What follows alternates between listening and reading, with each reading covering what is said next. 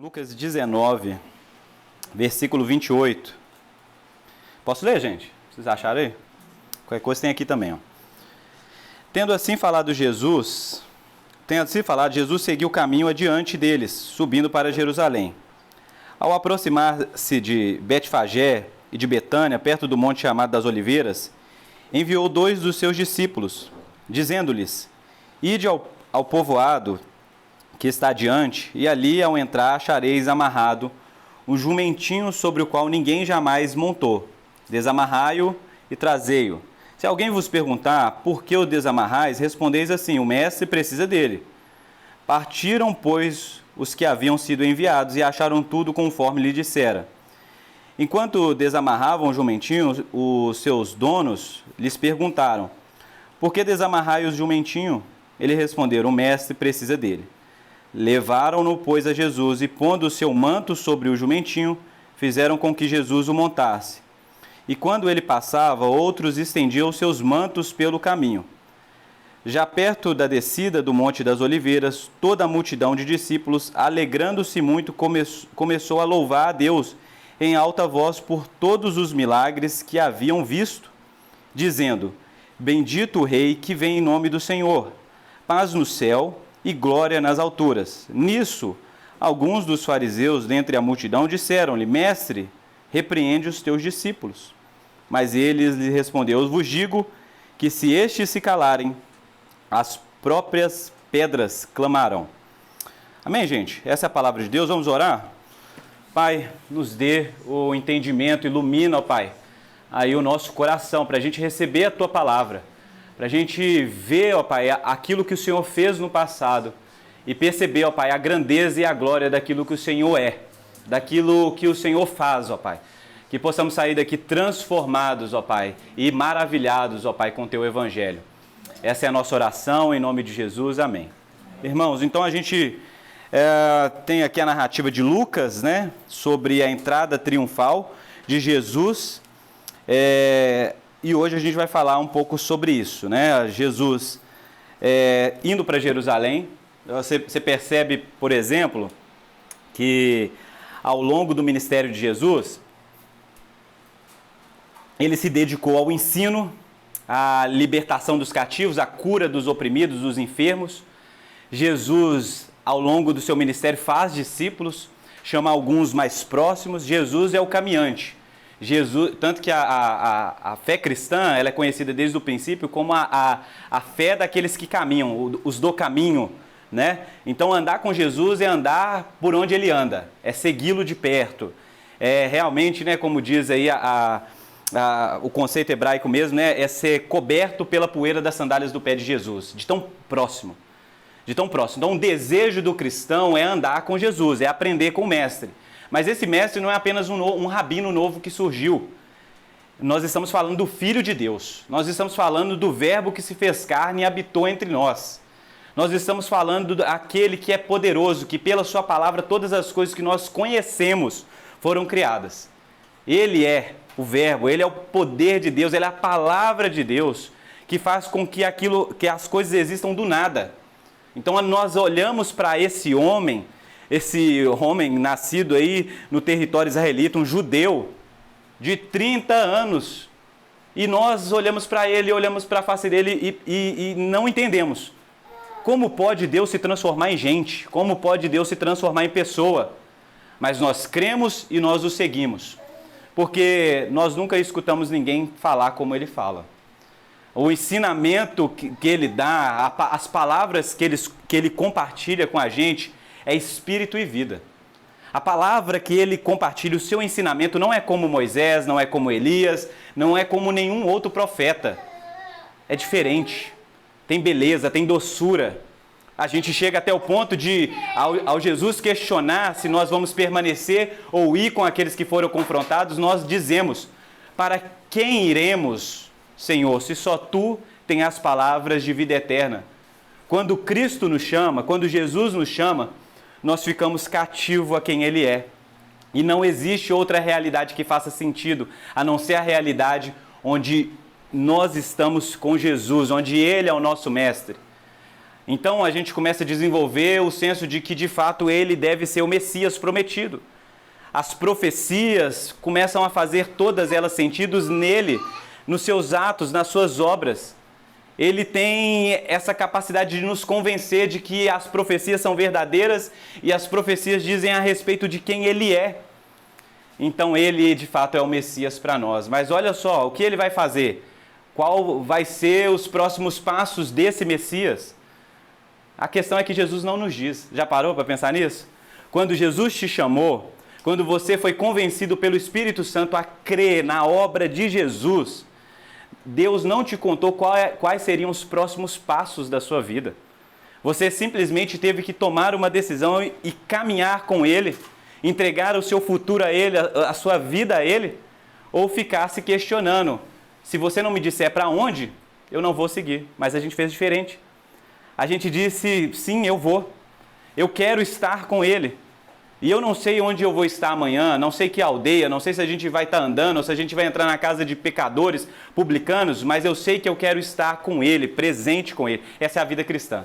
Essa é a vida que eu e você encaramos e decidimos seguir. É a vida cristã, é a vida com Cristo. Nós queremos aprender com Ele. Mas olha só, nós não estamos seguindo apenas um mestre.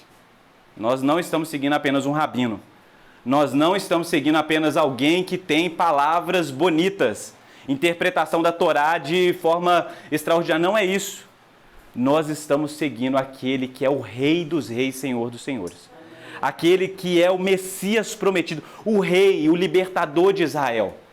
O Messias é esse ungido, é esse que por Deus é enviado para governar sobre as pessoas, sobre o reino de Deus, sobre as pessoas que fazem parte do reino de Deus. Então, aquela ideia que nós tínhamos, que é uma ideia errada, de que Jesus pode ser o meu Salvador sem ser o meu Senhor, isso é descartado. Um cristão não pode dizer que está pronto para que Jesus o salve, sem dizer que está pronto também para se submeter ao senhorio de Jesus. Não existe salvação sem o senhorio de Jesus, sem o governo de Jesus. Nós não pertencemos a nós mesmos. Nós não mais andamos aí como se nós mesmos fôssemos senhores soberanos sobre o nosso destino. Nós pertencemos a Ele, nós somos dele. E nós estamos atentos às palavras do nosso Rei, o que Ele quer de nós. Nós não clamamos mais, venha o meu reino. Nós clamamos, venha o teu reino, porque nós ansiamos por isso. Nós ansiamos por isso. Então Jesus é o nosso Rei, Ele não é simplesmente o nosso mestre. Ele é aquele que governa sobre todos nós. Ele nos conquistou. Amém? Está entendendo isso? Olha só, essa é a mensagem do Evangelho. De que você era o inimigo de Deus. Você era o inimigo de Deus. E é por isso que eu hoje, nessa manhã, olha aqui, presta atenção. É por isso que hoje, nessa manhã, ao começar o culto, nós lemos o Salmo 118. E o Salmo 118 é isso. Ó, salva-nos, Senhor. Ó, salva-nos. Agora perceba bem, o clamor de quem ora, salva-nos, quer dizer o quê? Do que Jesus te salva? Jesus te salva dos inimigos? Jesus te salva de uma outra coisa?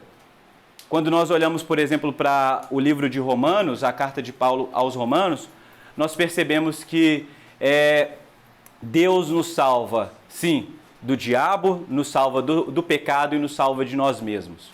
Perceba isso. Ó, salva-nos, Senhor. Ó, salva-nos. Por quê?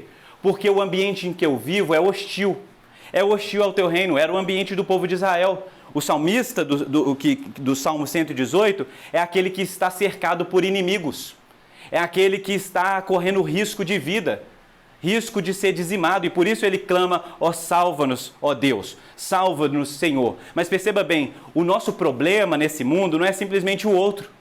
O nosso problema nesse mundo também sou eu. Porque eu procuro também o meu próprio mal. Eu sou caído, eu sou corrompido por causa do pecado. O pecado que habita em mim é contra mim e contra Deus. Então eu estou em terríveis problemas. O pecado que habita em mim eu desejo. E eu desejo fazer aquilo que desagrada ao Rei dos Reis, Senhor dos Senhores. Quem me salvará dessa vida? Quem me salvará dessa condição? Quem pode me tirar de mim o pecado? quem pode tirar da minha natureza esse problema, esse vírus, essa doença chamada pecado. Porque o pecado nos trouxe essa condição decadente, nos trouxe para um lugar de distância de Deus, de separação de Deus, um lugar de condenação, um lugar de morte.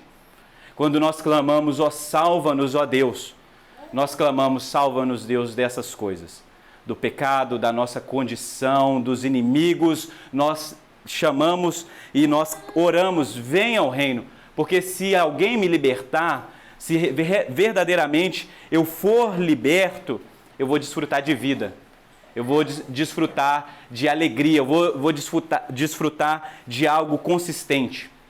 Então percebe o que é o Evangelho? O Evangelho não é simplesmente um problema que eu tenho com algo que está externo a mim. Não é a cultura, não é simplesmente o mundo, não é simplesmente o diabo, o demônio, não é simplesmente esses problemas. São problemas reais e são problemas, mas existem muito mais coisas aí. Nós estamos no fundo do poço, nós estamos vivendo em prisões, nós estamos em uma condição decadente. E por isso nós clamamos, ó salva-nos. Por quê? Porque alguém nos disse que em breve o Messias virá. Em breve o libertador chegará. Em breve chegará aquele que é poderoso para vencer os nossos inimigos. Que em breve paz reinará sobre nós. Em breve nós não precisaremos mais de espada. Nós não precisaremos mais de nos defendermos, porque os nossos inimigos estarão derrotados. E não será algo que nós mesmos iremos promover para nós. Será algo feito por nós. Então o Evangelho não diz a respeito daquilo que eu faço por Deus, mas aquilo que Deus fez por mim. Daquilo que Deus fez na história. Quem sou eu e quem é você nessa história do Evangelho? Aqueles agraciados, aqueles abençoados, aqueles o qual a bondade e graça de Deus, o olhar dele para nós foi um olhar gentil, foi um olhar misericordioso. E nós que éramos inimigos de Deus, fomos então feitos o quê? Amigos de Deus, participantes do seu reino. É por isso que a conversa de Jesus com Nicodemos é justamente essa conversa. Aquele só poderá entrar ou ver o reino de Deus aquele que nascer de novo, e nós precisamos nascer de novo. Como é possível isso? Como é possível eu voltar para o ventre da minha mãe? É a questão de Nicodemos, mas não é assim, não é algo natural, não é algo visto com os olhos. É algo que acontece pela água e pelo Espírito. É algo espiritual, é algo através da fé. Dessa fé que descansa no sacrifício de Cristo. A fé no Cordeiro de Deus que tira o pecado no mundo. É essa fé, é o descansar, é o repousar seguro nas promessas e nos atos de Deus. É isso que nos faz. Quando então o Espírito Santo aplica essa obra de regeneração, ele tira o coração de pedra e coloca um coração de carne, nós começamos então a perceber as belezas do reino de Deus e clamarmos, venha o teu reino, porque nós experimentamos o reino de Deus em parte, mas nós temos a promessa de que logo, logo ele virá e nós vamos experimentar por completo. Amém? Então perceba a cena. O povo judeu está diante do Messias. Os discípulos estão diante do Messias e o Messias diz, vá pegar o jumento, vá pegar o animal que nunca foi montado. E os discípulos pegam o animal, trazem para Jesus, colocam o seu manto sobre o animal, Jesus se assenta sobre ele e começa a subir para Jerusalém. Quando os donos do animal escutam isso, provavelmente eles trouxeram na sua mente a profecia de Zacarias, capítulo 9, versículo 9. A profecia que falava que o Messias viria montado em um jumentinho. Provavelmente, essa disposição de não questionar depois da resposta, por que vocês estão pegando, por que vocês estão desamarrando o animal, quando eles falam, o mestre mandou buscar, provavelmente eles assimilaram. Chegou o tempo do Messias. Chegou o tempo que nem os gregos, nem os romanos, nem os persas, nem os babilônicos, nenhum reino mais subjugará a nação de Israel. Chegou o tempo da libertação. Roma será vencido. Provavelmente eles fizeram essas associações, porque Israel ainda vivia como escravo de um povo. Nunca havia voltado a ser aquele Israel do tempo de Davi. Eles sempre foram um Israel aquém do que a palavra de Deus dizia sobre eles. Mas olha só, alguém pediu um jumentinho que nunca foi montado. E isso faz parte da profecia de Zacarias capítulo 9, versículo 9. Quando Jesus sobe no jumento e começa a subir para Jerusalém, as pessoas associam. Ele é o Messias. Eles começam a orar, ó salva-nos, Senhor. Bendito aquele que vem em nome do Senhor. É chegado o Messias. É chegado a nossa hora da libertação. É chegado o tempo de nós vivermos todas as promessas, todas as profecias.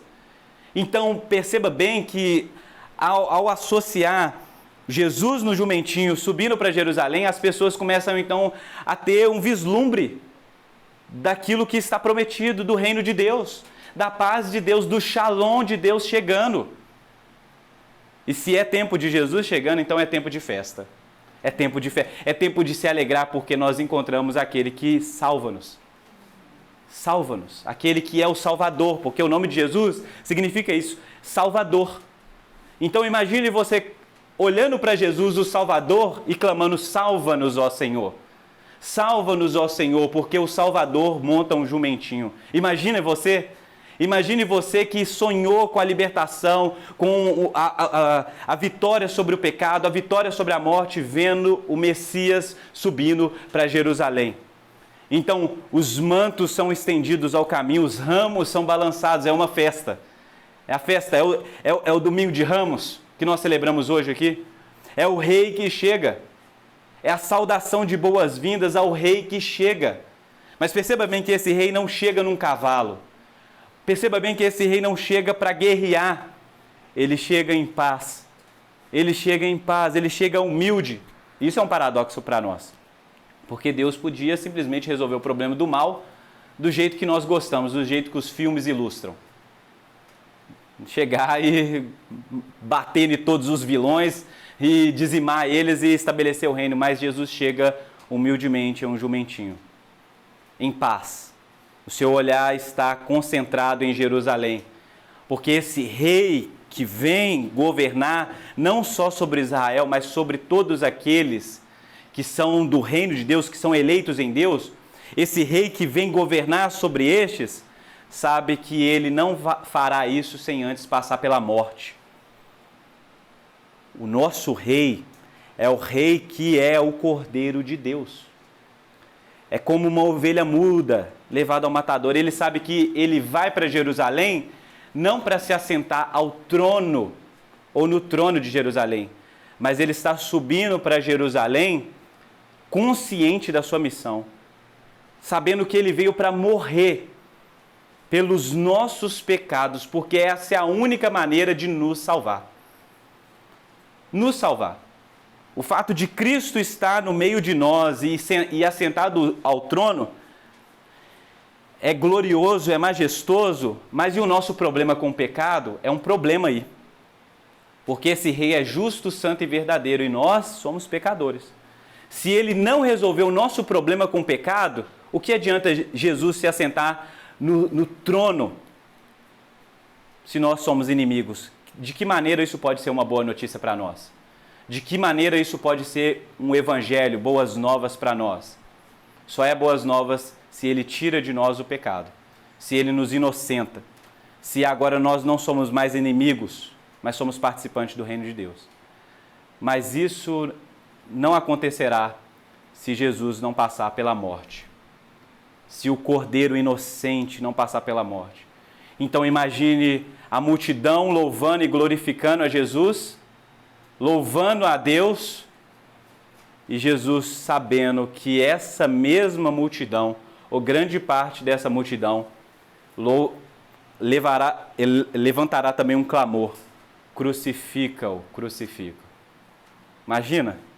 Imagine a tensão de saber que você é o rei dessas pessoas e que essas pessoas logo, logo também clamará: crucifica-o, crucifica, mas você vai continuar, você vai permanecer, porque, como diz Jesus na oração do Getsemane, eles não sabem o que fazem. Perdoa, ó Deus, tenha misericórdia deles, porque eles não sabem o que fazem.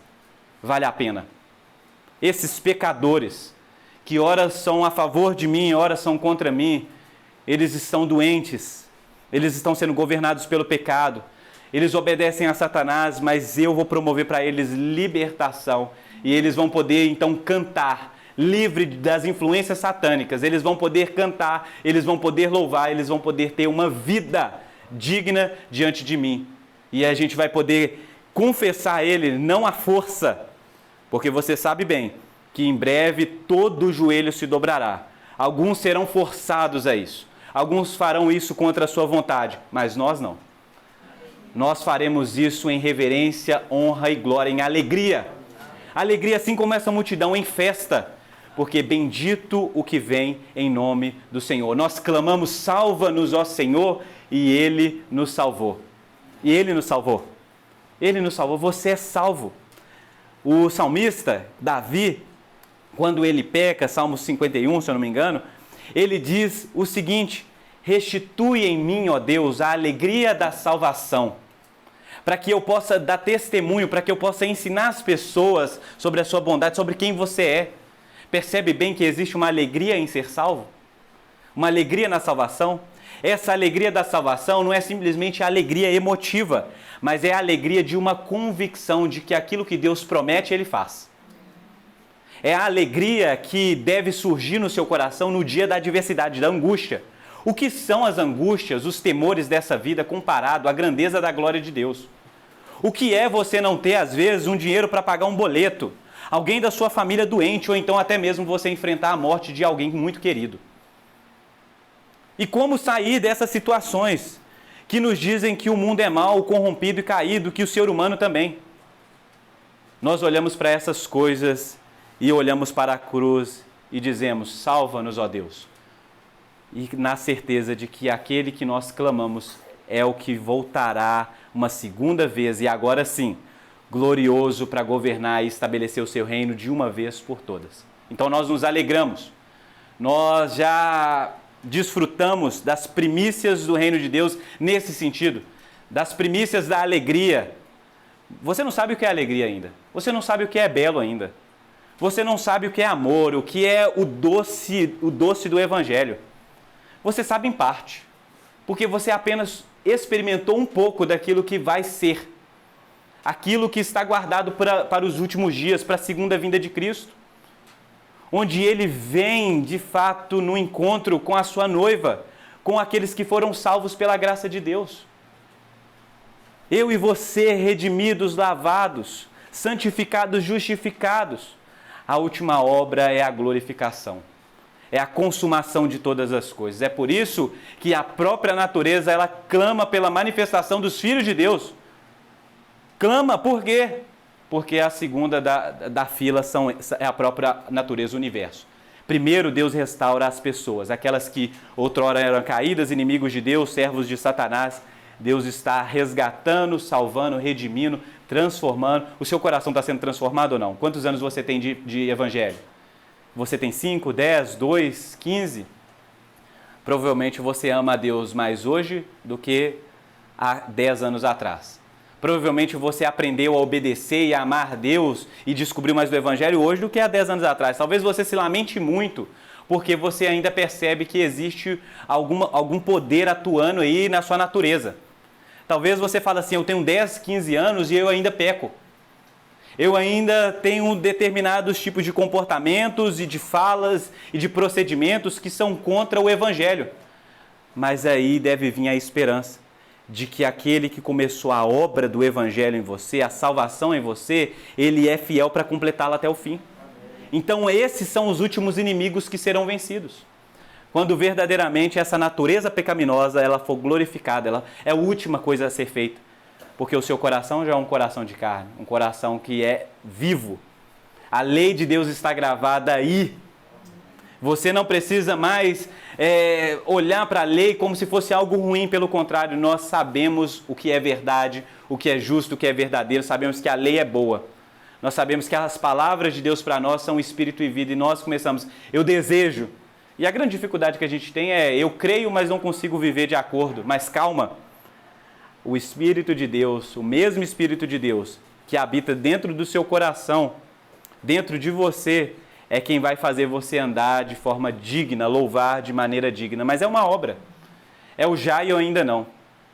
É o começo. Você já é salvo, mas ainda não, no sentido de que há algo a ser feito ainda. Você está entendendo? Você já é salvo. Você já está guardado para os últimos dias, mas ainda faltam aspectos do reino de Deus a serem experimentados. E nós ansiamos, e nós clamamos, ó salva-nos, ó Deus. Venha o reino de Deus, vem Jesus, vem Jesus. Nós clamamos, nós desejamos que Cristo venha, que o Jesus venha mais uma vez para consumar a sua obra. E nós vamos então desfrutar do perfeito, da glória completa de Deus. Vocês estão entendendo o que eu estou falando? O domingo é o domingo de nós, e o domingo de Ramos é o domingo de festa. É o domingo da gente pensar sobre a nossa salvação, a salvação adquirida. O que você fez para ser salvo? Quais foram as suas boas obras que garantiram o favor de Deus? Se não fosse a graça de Deus na sua vida, se não fosse o rei que vem em nome do Senhor, o ungido de Deus, o que seria de você? Você conseguiria se salvar? Você conseguiria garantir lugar de graça diante desse Deus que é santo, justo e verdadeiro? Você conseguiria? Se alguém não te salvar, como você vai ser salvo? Então nós nos alegramos porque Ele quis, porque Ele nos desejou, porque Ele falou, eu quero vocês na mesa do Pai. Eu quero essa festa, eu quero essa comunhão, eu quero vocês participando desse reino. Como nós cantamos aqui, que o reino de Deus é sempre eterno, firmado em misericórdia, justiça, igualdade, bondade e fidelidade. E nós os adoramos. Que percebem isso que eu estou tentando trazer a nossa consciência, a nossa imaginação para o reino de Deus? Nós precisamos estar prontos para uma segunda vez na vinda de Cristo, nos ajuntarmos a Ele em festa, em alegria, em louvores. Certo? Você não precisa temer a segunda vinda de Jesus. A não ser que você não tenha consciência da sua salvação. Aí você precisa temer sim. Mas se você não tem consciência de que você é salvo, eu quero te dizer e te chamar a depositar a sua fé, esperança e a sua vida em Cristo Jesus. Porque se você deposita a sua fé, esperança, a sua vida em Jesus, é Ele quem garante essa salvação. É Ele quem garante isso por você. Não é pela sua força. Não é você que vai se garantir nos dias do juízo, nos dias da segunda vinda. É a própria obra dele. É quem Ele é. Se você é essa pessoa, há motivos para nos alegrarmos essa manhã. Há motivos para a gente poder celebrar essa manhã. E é por isso que nós todos hoje vamos ceiar. E o que é a ceia de Jesus? O que é esse momento, a ceia? A ceia é esse período, é esse ato que nós fazemos na igreja de Jesus, que representa a morte de Jesus. A aliança que Ele promoveu em nosso favor. Aliança inquebrável. Aliança incorruptível, aliança de amor. E nós somos participantes dessa aliança pela fé em Cristo Jesus. O pão é o seu corpo que é entregue em favor de nós. Nós nos lembramos da morte de Jesus. Esse mesmo Jesus que sobe a Jerusalém montado em um jumentinho é que tem o seu corpo pregado numa cruz. Nós comemos do pão e olhamos para o corpo de Jesus cravado em uma cruz por causa dos nossos pecados. Quando nós tomamos do cálice, nós nos lembramos do sangue da nova aliança. Uma aliança para a remissão de pecados, do sangue de Jesus jorrado na cruz. E nós fazemos parte da sua morte, mas também nós fazemos parte da sua vida. Amém? Esse é o amor de Deus por nós. Esse é o amor de Deus por nós. De que nós éramos pecadores, mas Ele nos salvou pela sua graça. E Ele está fazendo algo dentro de mim, dentro de você. Alguma coisa está acontecendo aí. O verdadeiro cristão, ele sabe que algo foi feito por ele. E ele procura maneiras de ser grato a Deus. Como serei grato a Ti, ó Deus, que me salvou? Como serei grato? Então a gente busca, a gente fica inquieto. Como eu vou ser grato a Deus? Porque sempre o amor dele é maior do que aquilo que eu faço. Sempre, sempre. Mas é assim que é. É assim que é. O amor dele é maior. O amor dele é esse amor que é um amor que leva o seu Filho na cruz do Calvário para nos libertar, para nos perdoar, para nos garantir uma nova oportunidade de viver. E quando nós ceiamos, nós celebramos isso. Amém?